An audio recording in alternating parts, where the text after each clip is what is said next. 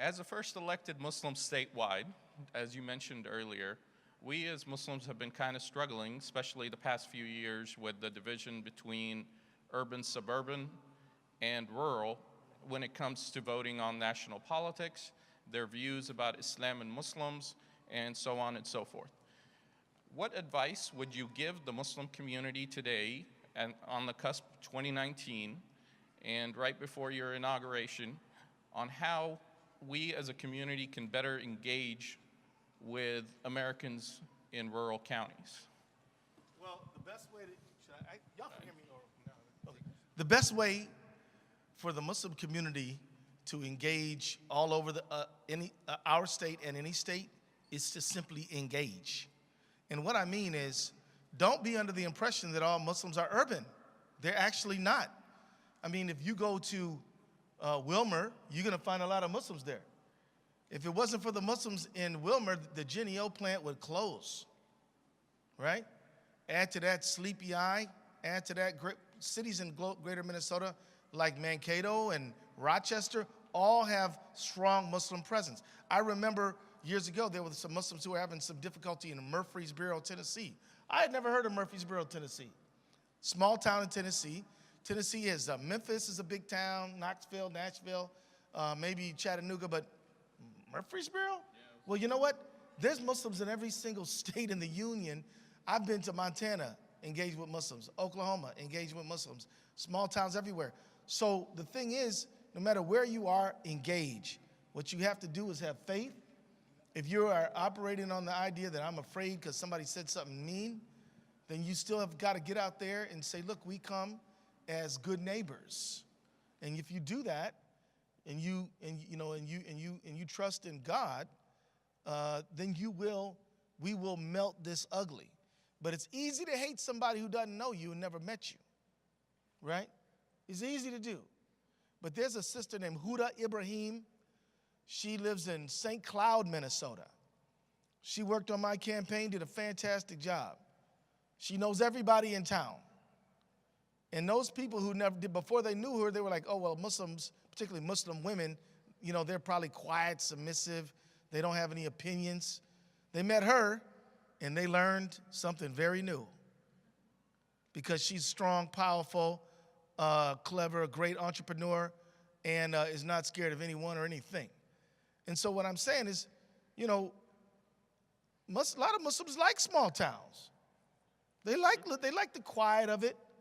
A lot of Muslims, you know, we do need to think about farming.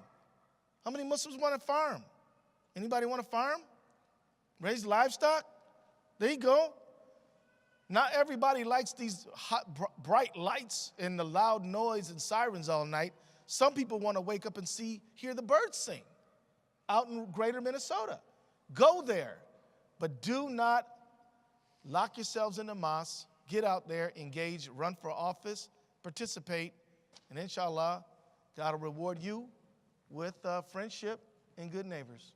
MashaAllah, you're extremely popular on the Q&A. There's a lot of personal questions here about how you got into politics, a lot of biographical questions. But there's also some personal questions I think that are also helpful to folks here who might try to follow you in public service. One of them, for example, is what is your go-to dua when you're asking for support from God? I'm going to read you a couple of them, and then you can I got one, but let me hear it. Yeah. Okay. Also, what do you hope to address first as Attorney General? And affordable health care in Minnesota. If you had some people would like to hear you express some thoughts on that. You know, I tell you this, I think it's good for all of us to have a little book of dua or affirmations or supplications.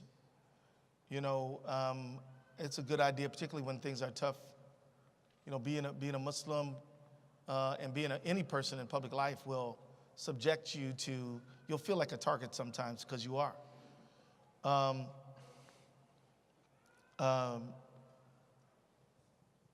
And it's hard for me to identify just the one, but you know, I do pray for excellence in this life, excellent in the next, and for God to save me from the fire. But there's a lot. I would say get yourself a few and use them a lot. In terms of healthcare, I believe in universal single-payer healthcare. I think the for-profit healthcare system, the for-profit employer-based healthcare system we have leaves too many people out. And there's no reason in the richest country in the history of the world that everybody cannot have healthcare access. We still, even after by the way, yesterday a judge in Texas ruled the Affordable Care Act to be unconstitutional. People who look at the healthcare system as a means to extract wealth and accumulate it for themselves don't want a healthcare system that serves the public. They want a healthcare system that serves their financial interests. Now, Brother Keith, I'm not a communist, right? I wouldn't be ashamed if I was one, but I'm not one. So I don't mind people making some money, but I do mind people going without basic health care. I think education, health care, environment are things that should be taken care of by the government. That's my opinion. And I wish you all would agree because look, you could be a great entrepreneur if you didn't have to worry about health care. You talk to Muslims, they're always coming up with something new and cool. But I've talked to many of them who said, but I can't really start my business because I can't leave my job because I need health care. And so we need a healthcare system that gives you the freedom to go be creative. There was another one I can't remember.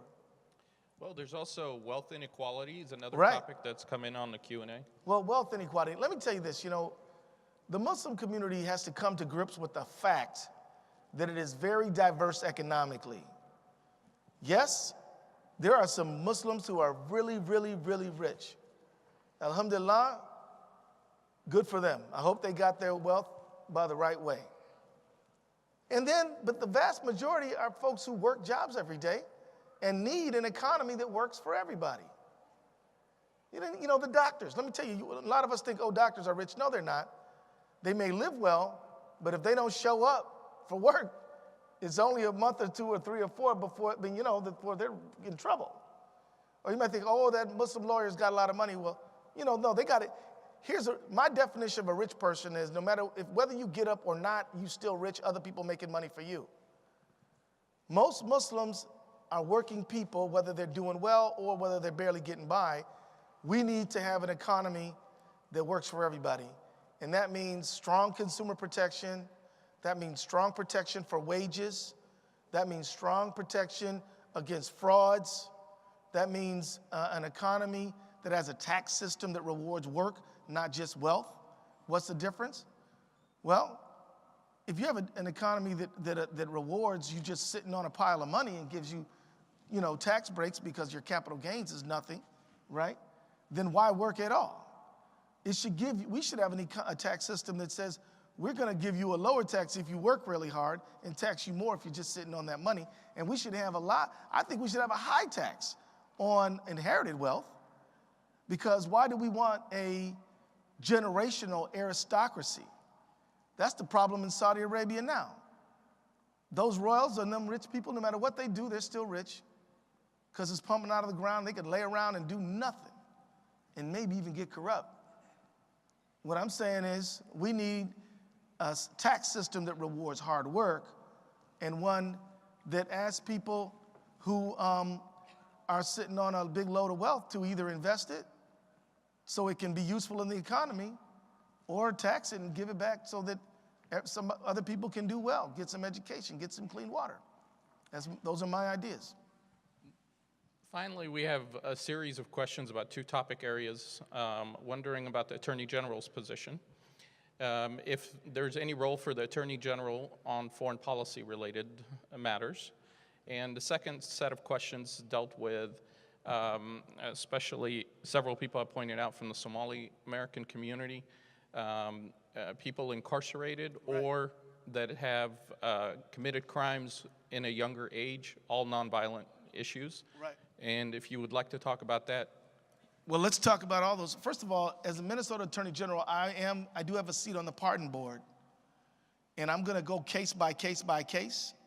But I can tell you that I think it's a shame that our country has a population a third the size of China, but incarcerates more people than China. We over-incarcerate. We have a mass incarceration problem.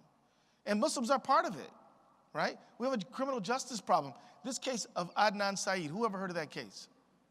I'm the only one who heard of it? No.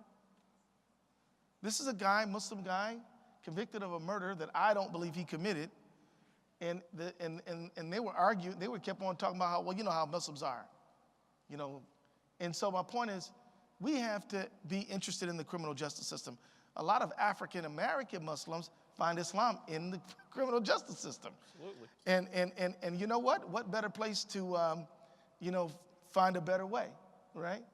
So we have to be interested in the criminal justice system. I think the Muslim community in every state should have a prison committee where people at the masjid make regular visits up to the prison just to talk about Islam and get to know those folks. You'll find a few things. One is that they're folks like anybody. They made some mistakes. Some of us out here made mistakes we never got caught for. I also believe we should have a strong expungement system. Now, if you did wrong and really hurt somebody and you're not reformed, I think the criminal justice system is for you. But if you did some stupid things at a young age that you're sorry for and you didn't really hurt anyone, you just really hurt yourself, I think we ought to have second chances. You know, it's funny. Allah's, Al-Rahman Ar-Rahim, the most merciful, but we're not. That's true. But we're not. We don't like forgiving people for stuff. God does. And if we pray to the most merciful, we should find mercy in our hearts too. So we'll figure that out.